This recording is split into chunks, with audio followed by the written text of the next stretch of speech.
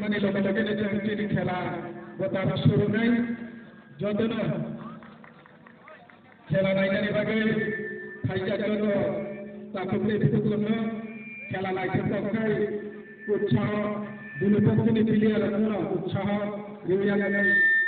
নাইতে নাইনানি বাগে যতন কইজাগ তাই কইনাই চিনি সুপুরগাল যে তনেরা ওরা পিছা চিনি মিডিয়া তাকে কইনাই চিনি খেলা তাপলো শুরু নাই maaf ni kisah yang matara fighting jalai jadi खेला तापलो शुरू बेला के नाचो के भी हो संसार संसार बेला चलाई लो नाचो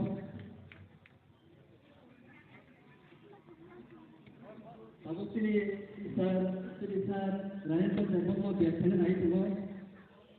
और वो तब बोल फिनाए ini kerja kilisan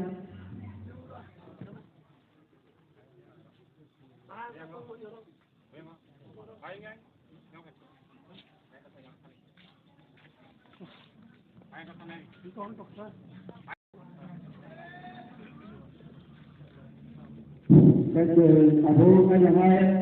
Jelasan dengan kerja pasca bersama kenalannya bersama pada proses sini jalan jangan